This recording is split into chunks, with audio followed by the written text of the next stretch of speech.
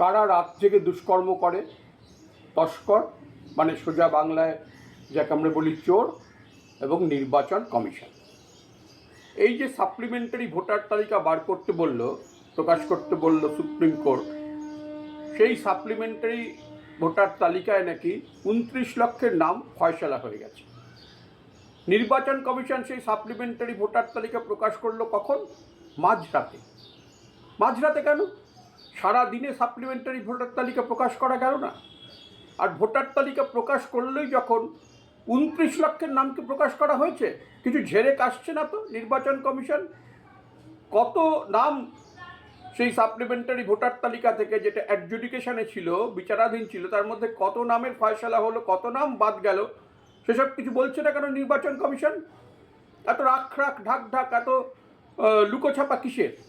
তার মানে রাতের অন্ধকারে ওই যে বার করলেন, ওই যে একটা তালিকা আপনারা বার করলেন, তার মধ্যে নিশ্চয়ই এমন কিছু কারসাজি করে রেখেছেন যেটা দিনের আলোয় প্রকাশ করা যায় না। এমনিতেই আপনাদের কারসাজি তো প্রকাশ হয়ে গেছে, যে আপনারা ঘোমটা টেনে খামটা নাচ্ছিলেন, সেই ঘোমটা খসে গেছে। কেরালায় একটি আপনাদের নোটিশে দেখা গেছে বিজেপির স্ট্যাম্প। আপনারা যে আসলে বিজেপির শাখা সংগঠন সেটা তো প্রকাশ হয়ে গেছে, সে নিয়ে এখন আর মানুষের মনে কোনো দ্বিধাদ্বন্দ্ব নেই।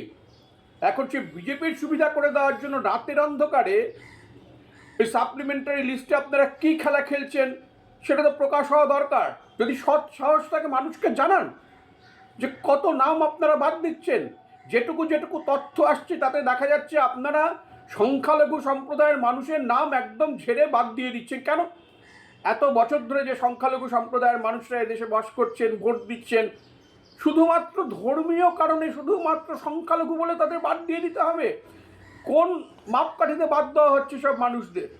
যারা বাদ পড়েছেন তাদের অনেকেরই অভিযোগ যে সামান্য হেরফের, তার জন্য তাদের বাদ দেওয়া হচ্ছে। অদ্ভুত যুক্তি নির্বাচন কমিশনের, যে একজন মানুষের, একজন ভোটারের যদি বাবার 6টি সন্তান হয় তাহলে তাকে প্রশ্ন করা হবে কেন?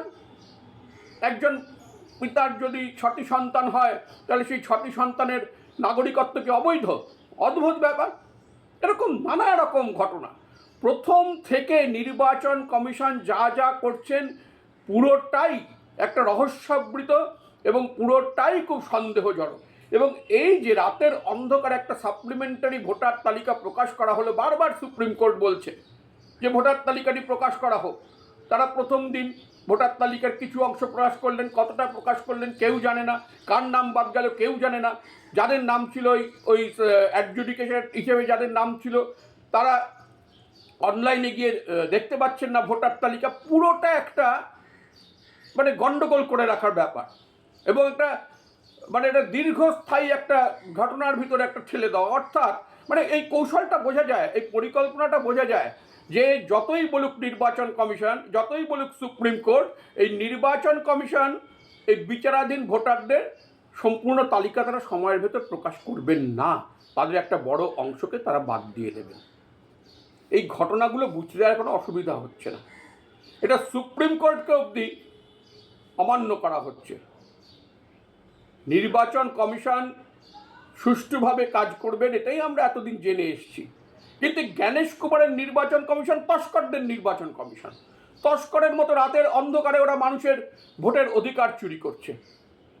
এর বিরুদ্ধে এই লড়াইটা শুধু কোনো রাজনৈতিক দলের লড়াই নয়, এটা প্রতিটি মানুষের নিজের অধিকারকে সুরক্ষিত রাখার লড়াই। এই লড়াইটায় সকলকে এক হয়ে লড়তে হবে এবং দাবি করতে হবে যে একজনও বৈধ ভোটারকে বাদ দিয়ে নির্বাচন করা যাবে না।